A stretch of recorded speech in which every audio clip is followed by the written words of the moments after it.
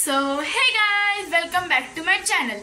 हाँ, मेरे को चश्मा लग गया है तो कैसी लग रही हूँ मैं, आप बताना। हाँ क्या, तो आज का टॉपिक है हमारी गुरु पूर्णिमा।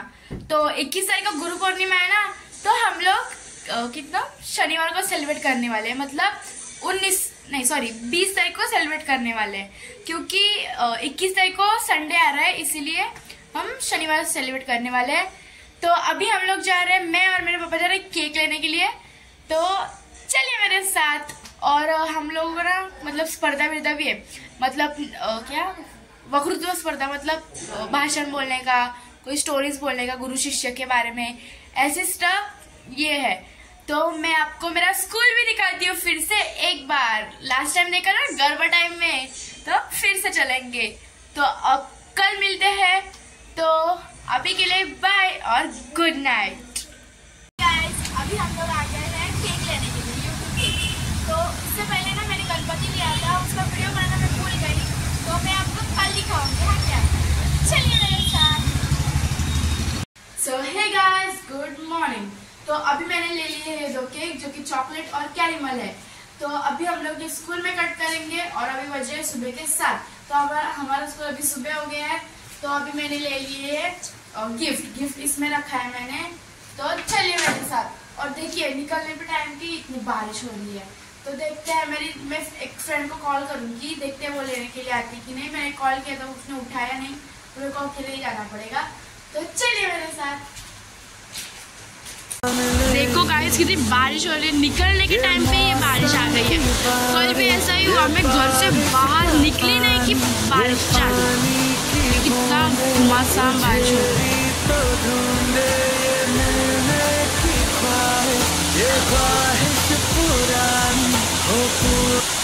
मैं स्कूल आ गई हूँ, तो मेरे एक फ्रेंड के पास मैंने केक रखा है। तो मेरे टीचर को पूछा कि अब लो हम काट ले क्या। टीचर बोल रहे ठीक है काट लो। तो अभी मैं जा रही है, मेरी फ्रेंड के साथ मैं जा रही हूँ।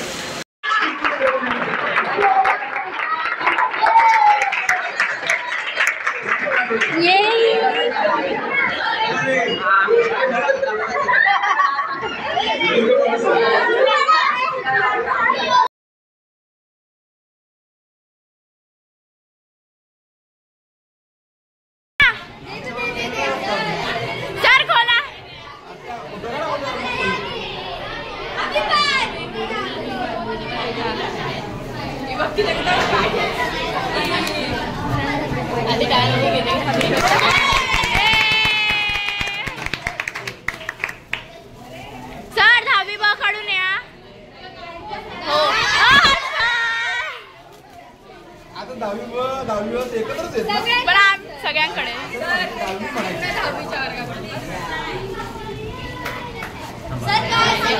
ए नको नाही नाही गेस नाही सर लगेच गेस करतात.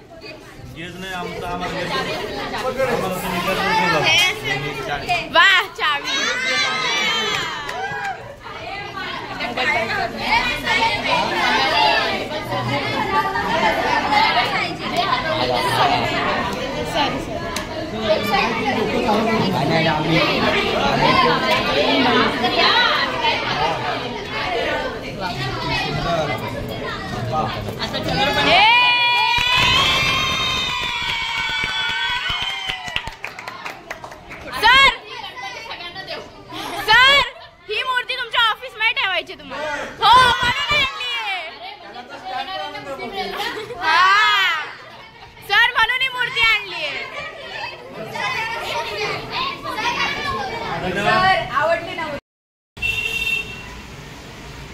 गणपती बाप्पा मोरया. राहू दे सर.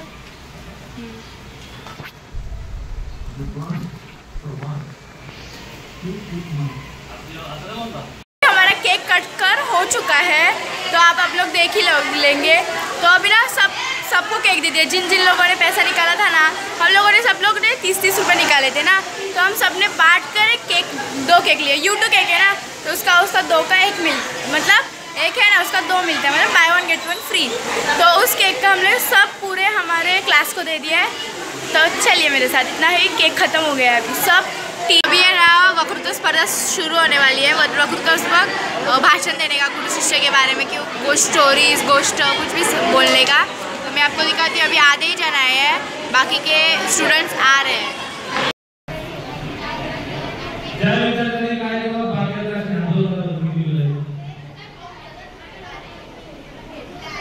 घेतलेला आहे आमच्या आखरीचे परीक्षा ते मुलं नाव दिली आता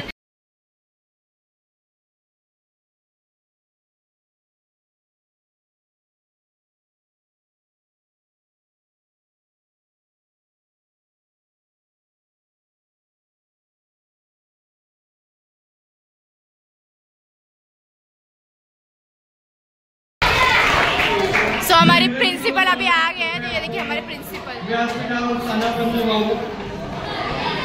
हार्दिक शुभेच्छा। ज्या मुलींनी आपले व्यक्तिमत्व घडवले त्या गुरुप्रती आदर कृतज्ञता व्यक्त करण्याचा दिवस म्हणजे गुरुपौर्णिमा होय। आपल्या जीवनातील पहिली गुरु म्हणजे आपली आई आणि वडील। आई वडील आपल्याला पंख देतात आणि या पंखात भरभराटी मारण्यासाठी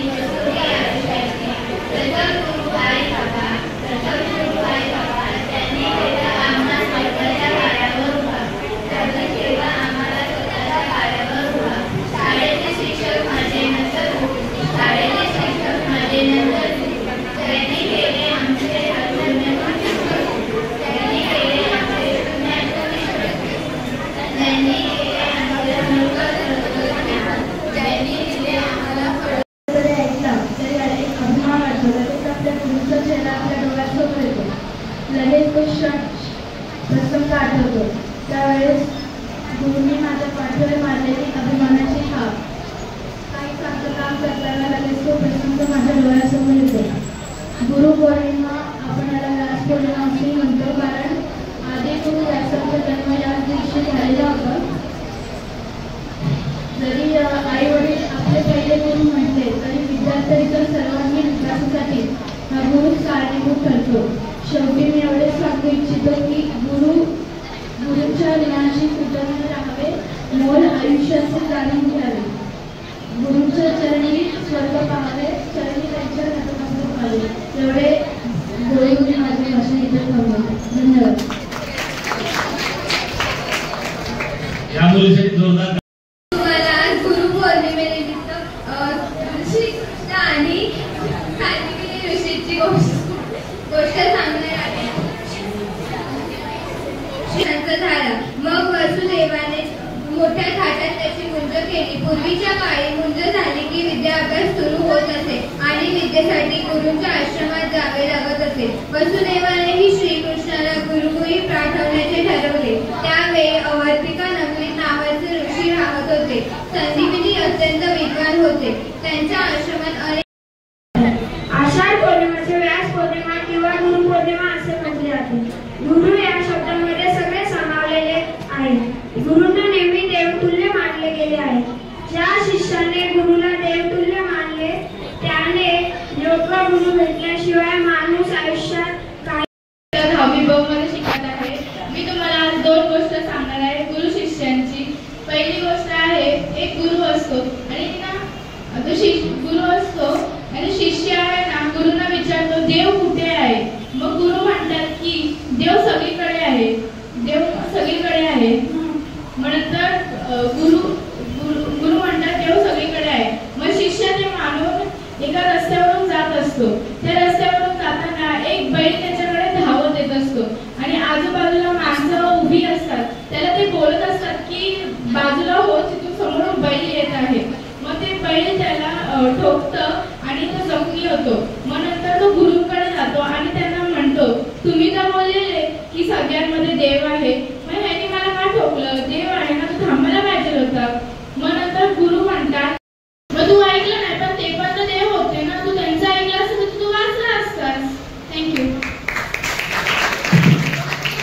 सो अभी मेरी बेस्ट फ्रेंड है ना, वो बोलने को जा रही है भाषण। नमस्कार, माझे नाव कल्पना नंदकुमार जाधव। मी आता 10वी मधील विद्यार्थिनी। सन्माननीय व्यासपीठ, आजच्या कार्यक्रमात सन्माननीय मुख्याध्यापक यांना माझे वंदने गुरुवर्य। सर्वप्रथम मी जगातील सर्व गुरूंना वंदन करते आणि माझ्या कथेला सुरुवात करते। माझ्या कथेचे नाव आहे एकलव्य। एका निषाद सरदाराचा मुलगा एकलव्य याने द्रोणाचार्याशी संपर्क साधून शिकवण मागितली, पण त्याचे वडील जनसंघ असल्यावर सरदार होते, म्हणून द्रोणाचार्यांनी त्याला कौरव आणि पांडवांसोबत प्रशिक्षण देण्यास सांगितले. एकलव्याने द्रोणाचार्याच्या आधीची मुठी बनवून त्याच्या प्रशिक्षणावर लक्ष ठेवून स्वतः अभ्यास आणि सराव सुरू केला. त्याच्या हृदयाने एकलव्य. सो कैसा लगा मेरा आज का दिन? मेरा तो दिन आज मस्त गया है। तो ये था मेरा गुरु पूर्णिमा का स्कूल का व्लॉग। अभी मेरा क्लास का भी व्लॉग आएगा, तो उसे देखना मत भूलना। So thank you for watching, bye.